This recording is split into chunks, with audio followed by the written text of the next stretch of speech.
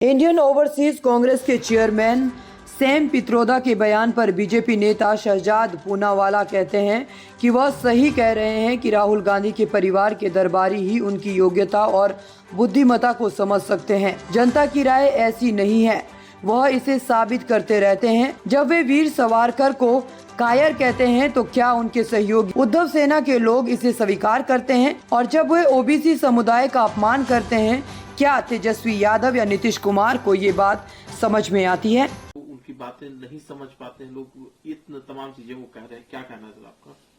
Sam Pitroda जी बिल्कुल सही कह रहे हैं कि राहुल गांधी की क्वालिफिकेशन और इंटेलिजेंस केवल कुछ ही लोग जो उनके परिवार के दरबारी है वही समझ पा रहे हैं। देश की जनता का ये ओपिनियन राहुल गांधी के विषय में नहीं है और बार बार राहुल गांधी इसका प्रमाण भी तो देते हैं। भाई पूछ लीजिए, जब वो वीर सावरकर जी को कायर और डरपोक कहते हैं तो क्या उन्हीं के साथी उद्धव सेना के लोग उनको स्वीकारते हैं क्या? उनसे पूछ लीजिए, जब वो ओबीसी समाज का अपमान करते हैं जिसके लिए वो कन्विक्ट हो जाते हैं, तो क्या अखिलेश यादव जी और तेजस्वी यादव जी उनकी बातों को समझ पाते हैं क्या?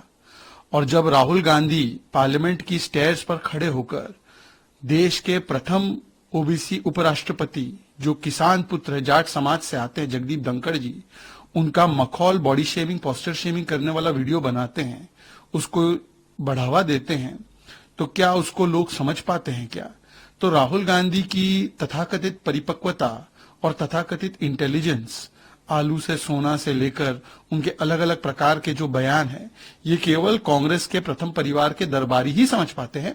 जनता तो समझने से रही, इसीलिए 2004 से लेकर अब 2023 आ गए, बार बार जनता चुनाव के माध्यम से उनको संदेशा भी देती है, पर ये प्रथम परिवार के चाटुकार नहीं समझ पाते। सर, एक सवाल इसमें मैं अटैच करना चाहें कि हिंदुस्तान में तो एक ये धारणा